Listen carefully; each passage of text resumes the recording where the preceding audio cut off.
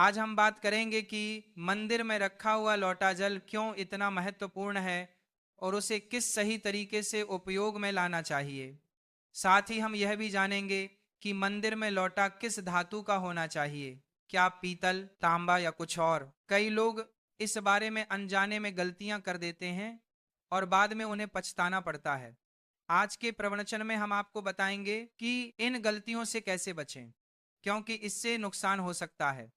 मंदिर में एक लोटा जल हमेशा सही तरीके से रखना चाहिए। अब बात करते हैं घर के दीपक की। क्या आपको तांबे, लोहे, पीतल, कांसे, स्टील या मिट्टी का दीपक रखना चाहिए? सही दीपक का चुनाव न करने पर भी घर में परेशानियां आ सकती हैं और दीपक की बाती का चुनाव भी जरूरी है। क्या कच्चा कलावा ठीक है या फिर रुई या सूती धागा सही रहेगा? इन छोटी छोटी बातों की अनदेखी से पितृ दोष, शनि दोष, काल सर्प दोष या गरीबी जैसी समस्याएं हो सकती हैं। अब बहुत से लोग ये सवाल पूछते हैं कि मुख्य द्वार पर जल छिड़कने का सही समय और तरीका क्या है। क्या इसे स्नान के बाद करना चाहिए या बिना स्नान के भी किया जा सकता है? और क्या झांचू लगाने से पहले जल छिड़कना चाहिए या बाद में? एक और सवाल जो अक्सर पूछा जाता है वह है, क्या मासिक धर्म के दौरान मुख्य द्वार पर जल छिड़क सकते हैं या दीपदान कर सकते हैं? और जब मुख्य द्वार पर जल चढ़ाएं तो इसे अंदर की तरफ से चढ़ाएं या बाहर की तरफ से? फ्लैट या किराए के घर में रहने वाले लोग भी पूछते हैं कि मुख्य द्वार पर दीपदान और जल छिड़कने का सही तरीका क्या है। आज की प्रवचन इन्हीं सवालों के जवाब पर आधारित है।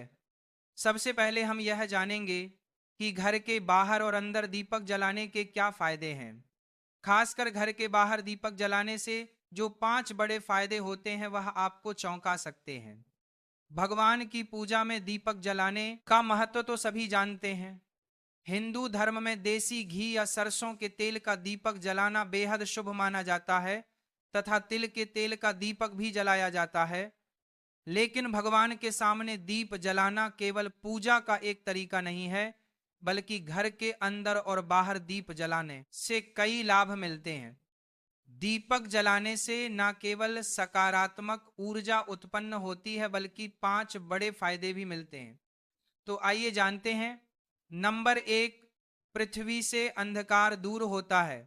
घर में दीपक जलाने से न केवल घर का अंधकार दूर होता है बल्कि यह नकारात्मक ऊर्जा को भी घर से बाहर कर देता है।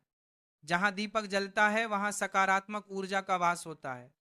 स्वाभाविक है कि जहां सकारात्मक ऊर्जा होगी वहां भगवान का भी वास होगा। इसलिए शाम होने से पहले दीपक जलाना शुभ माना जाता है। तेल से जलने वाले दीपक का असर उसके बूझने के बाद भी आधे घंटे तक बना रहता है, जबकि शुद्ध देसी घी का दीपक वातावरण को करीब 4 घंटे तक सकारात्मक रखता है। नंबर 2, दीपक जलाने का वैज्ञानिक लाभ। जब घर में शुद्ध घी या सरसों के तेल का दीपक जलता है तो उसके धुएं से घर के माहौल में सात्विकता आती है। यह धुआं हानिकारक कणों को नष्ट करता है और वातावरण को शुद्ध बनाता है। नंबर 3, सुख समृद्धि का वास। जिस घर में भगवान के सामने दीप जलाया जाता है वहां माता लक्ष्मी की कृपा बनी रहती है। ऐसे घर में सुख समृद्धि का वास होता है। दीपक को पूर्व दिशा में रखने से व्यक्ति दीर्घायु होता है और उत्तर दिशा में रखने से धन संपन्नता बढ़ती है।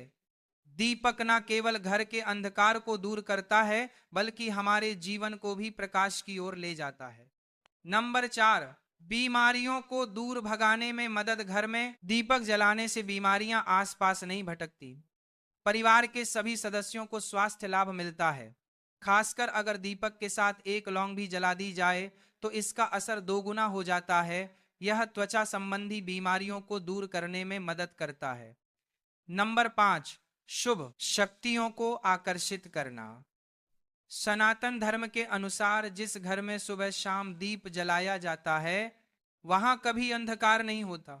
ऐसा घर शुभ शक्तियों को आकर्षित करता है। जलता हुआ दीपक शुभ शक्तियों को चुंबक की तरह खींचता है, जो घर के लिए अत्यंत लाभकारी होता है। अब जानते हैं कि मुख्य द्वार पर जल छिड़कने का सही समय और विधि क्या है। अगर आप मुख्य द्वार पर जल चढ़ाते हैं तो आपको यह ध्यान रखना है कि जल को रात में सोने से पहले एक पात्र में भरकर रखना चाहिए। आप कोई भी पात्र ले सकते हैं, जैसे तांबे, पीतल, स्टील या चांदी का। यदि गंगा जल उपलब्ध हो तो उसे थोड़ी मात्रा में डालें और फिर शुद्ध जल से पात्र भर दें। अगर गंगा जल नहीं है तो केवल शुद्ध जल भी पर्याप्त है। इस जल से भरे पात्र को अपने घर की रसोई में रख दीजिए। सुबह उठकर इस जल का छिड़काव अपने घर के मुख्य द्वार पर करें। मुख्य द्वार पर सुबह सबसे पहले छिड़का गया जल घर की सभी समस्याओं को दूर करता है। यदि आप नकारात्मक ऊर्जा, मानसिक परेशानी, आर्थिक तंगी या वास्तु दोष से परेशान हैं तो यह उपाय आपकी मदद करेगा। रसोई में रखा जल मुख्य द्वार पर छिड़कने से आपके घर की परेशानियां समाप्त हो सकती हैं। यह उपाय न केवल वास्तु दोष और पितृदोष को समाप्त करता है, बल्कि तंत्र मंत्र या बुरी नजर के प्रभाव को भी खत्म करने में सहायक है। इस उपाय को नियमित करने से घर में सुख समृद्धि बनी रहती है और बीमारियों से भी मुक्ति मिलती है। आपको यह जल सूर्योदय से पहले मुख्य द्वार पर छिड़कना चाहिए। अगर सूर्योदय के बाद आप मुख्य द्वार को अन्य जल से धोना चाहे तो यह कोई समस्या नहीं है, लेकिन यह विशेष जल सूर्योदय से पहले ही छिड़क दिया जाना चाहिए। अब कई लोग पूछते हैं कि क्या यह जल छिड़कने से पहले स्नान करना जरूरी है या बिना स्नान किए भी इसे किया जा सकता है। देखिए, जो जल हम सुबह मुख्य द्वार पर छिड़कते हैं वह एक महत्वपूर्ण उपाय है। इसे स्नान करने के बाद करना आवश्यक नहीं है। सुबह जल्दी उठें, सबसे पहले रसोई में जाएं और पहले से रखे जल को लेकर मुख्य द्वार पर जाएं। मुख्य द्वार खोलें और इस जल का छिड़काव करें। जल छिड़कते समय अपने पितरों और मां लक्ष्मी का ध्यान जरूर करें। ऐसा कहा जाता है कि सुबह सुबह मां लक्ष्मी हर घर के द्वार पर आती हैं। जिन घरों के द्वार खुले होते हैं और जहां जल का छिड़काव किया गया होता है वहां मां लक्ष्मी प्रवेश करती हैं। जल छिड़कते समय अपने मन में मां लक्ष्मी से प्रार्थना करें, मां लक्ष्मी कृपया मेरे घर में प्रवेश करें, मैं आपका स्वागत करने के लिए तैयार हूं। इसके बाद पितरों का ध्यान करें, क्योंकि घर की दहलीज को पितरों का वास स्थान माना जाता है। जब आप दहलीज पर जल छिड़कते हैं तो पितर प्रसन्न होते हैं और उनका आशीर्वाद आपको मिलता है।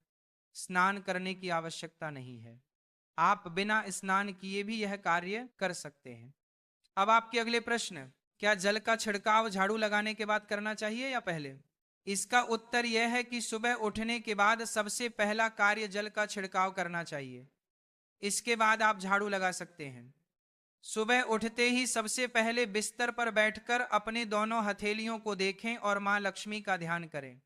यदि चाहे तो निम्न मंत्र का उच्चारण कर सकते हैं। कराग्रे वसते लक्ष्मी, कर मध्य सरस्वती, कर मूल तू ब्रह्मा, प्रभाते कर दर्शनम। फिर दोनों हाथ जोड़कर देवी देवताओं को प्रणाम करें। इसके बाद हाथ से धरती को स्पर्श कर प्रणाम करें और धीरे से अपना दाहिना पांव जमीन पर रखें।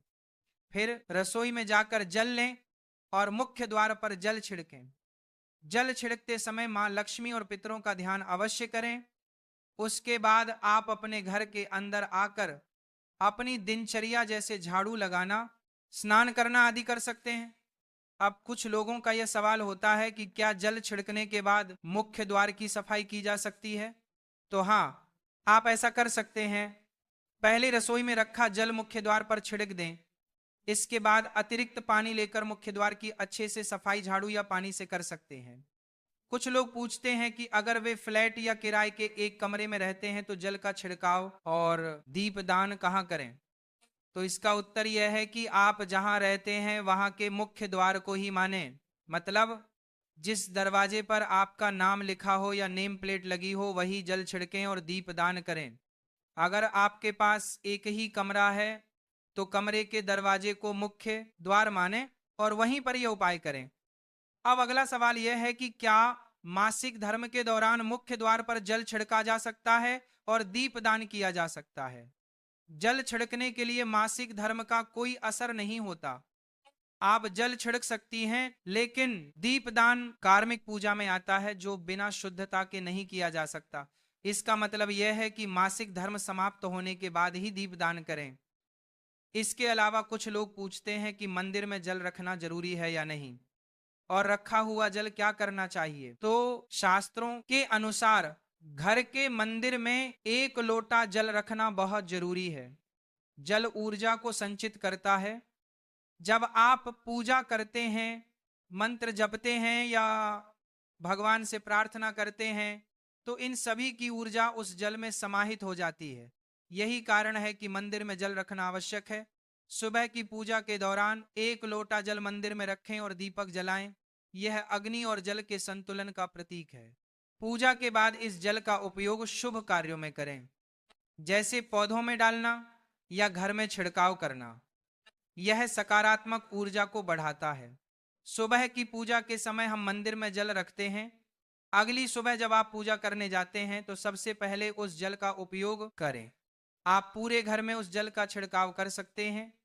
यह जल आपके घर को शुद्ध करता है, क्योंकि यह सकारात्मक ऊर्जा से भरा होता है।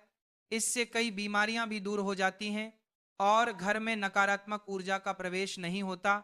अगर आप नियमित रूप से इस जल का छिड़काव करते हैं तो आपके घर की समस्याएं धीरे धीरे खत्म हो जाती हैं। कभी कभी लोग यह शिकायत करते हैं कि दवाइयां असर नहीं करती। ऐसे में अगर दवाइयों के साथ साथ रोगी को इस जल से पानी दिया जाए तो दवाइयां जल्दी असर करने लगती हैं। इसी तरह अगर परिवार में कलह और झगड़े रहते हैं तो परिवार के सभी सदस्य इस जल को थोड़ा थोड़ा पी सकते हैं। इससे धीरे धीरे सकारात्मक विचारों का प्रवाह शुरू होता है और घर में शांति और समन्वय आता है। अगर आपका कोई व्यापार है या दुकान है तो इस जल का थोड़ा सा छिड़काव वहां भी करें। ये आपके व्यापार को सफल बनाता है और किसी भी तरह की परेशानी से बचाता है, क्योंकि यह जल बेहद सकारात्मक ऊर्जा से भरा होता है।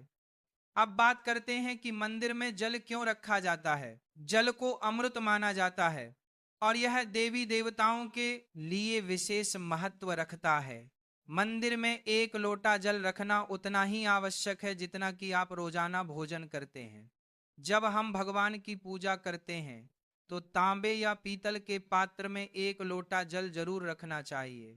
यह जल एक सागर की तरह होता है और हमारे जीवन के दुखों को समाप्त करने में मदद करता है।